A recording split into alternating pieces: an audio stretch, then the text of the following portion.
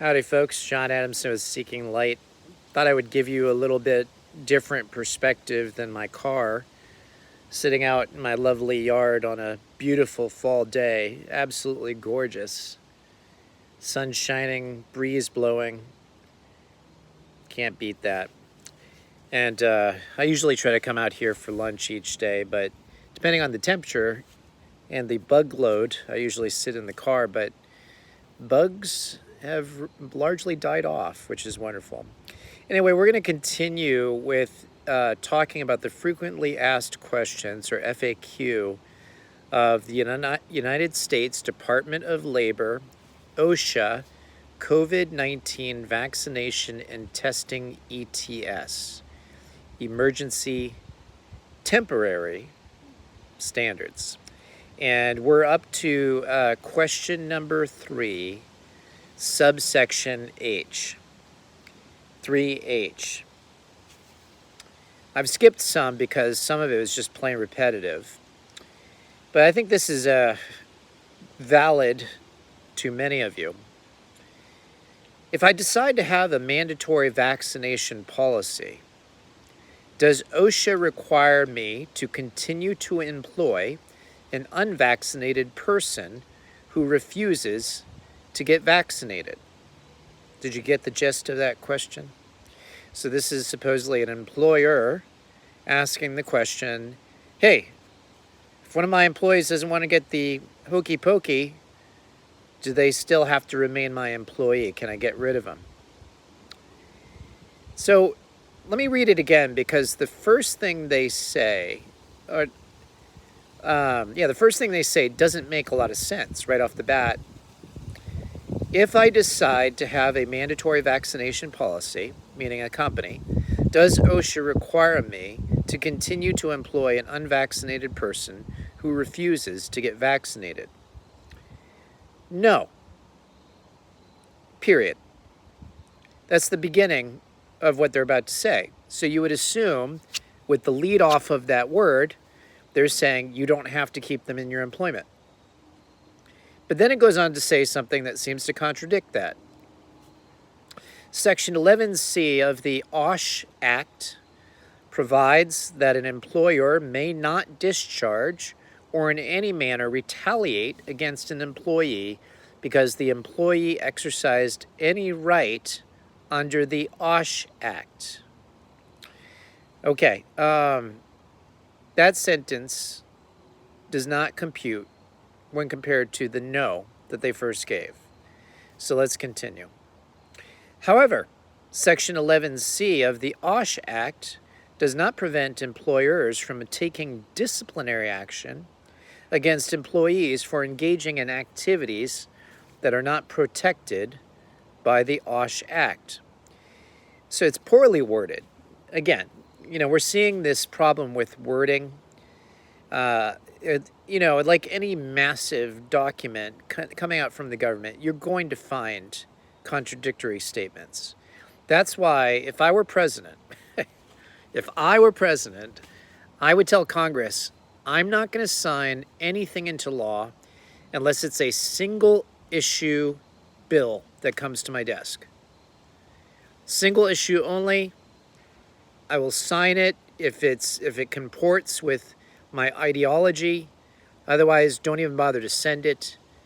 These ridiculously overworded documents that have all these loopholes and multiple things they're trying to put in there, multiple provisions. Don't even bother to send it my way, because that's where they mess it up. Because it's like they're trying to speak out of both sides of their mouth here. Okay, so for example, an employee's refusal to comply with the employer's policy on vaccination would generally not be protected under the OSHA Act. So what would be the employer's vaccination policy?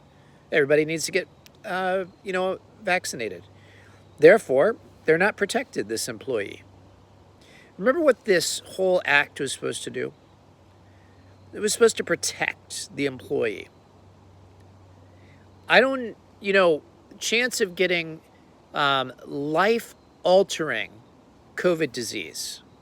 For most of those who are U.S. age of working, or I should say age of working in the U.S., chances of that, like, impacting me for the rest of my life, less than 1%. But what's more life-altering is losing your job and maybe having no avenues to get another job. Chance of life-altering event, 100%. Let's continue. Before taking any personal actions, however, employers should consult applicable law and/or labor management contracts. All right, so now they're gonna let the labor unions get involved here. Additional information can be found in OSHA's guidance regarding workers' rights under the COVID-19 vaccination and testing ETS, and from the Equal Employment Opportunity Commission, EEOC. So that's actually a link at the very end. Workers' rights under COVID-19 vaccination and testing ETS. So maybe what I'll do is I'll try to remember to click on that and read that next. They say, C, what you should know about COVID-19 and the Americans with Disability Act, or ADA, the Rehabilitation Act, and other EEO laws. It's convoluted, it's contradictory, and frankly, it demonstrates how constipated the government is. Convoluted, contradictory, constipated. I like that. I might get a, hey, me so hungry. I like that tagline, by the way. So anyway,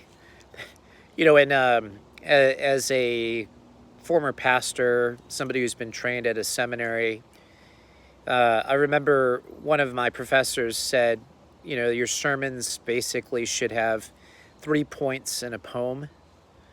I don't hold to that criteria in developing a sermon. I just go verse by verse. But anyway, that kind of reminds me.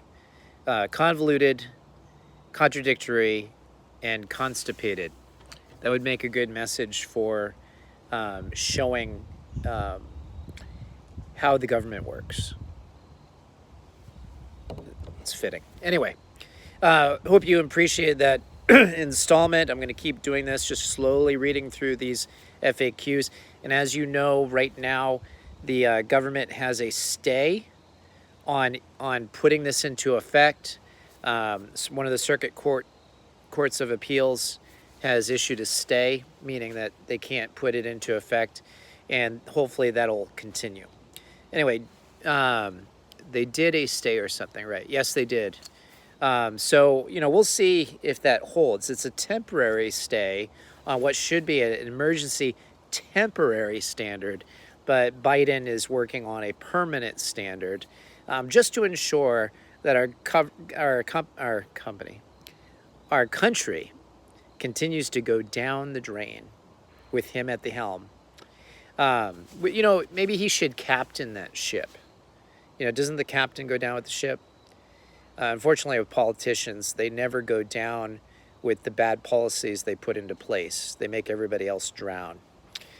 John Adamson with Seeking Light. Take care. God bless.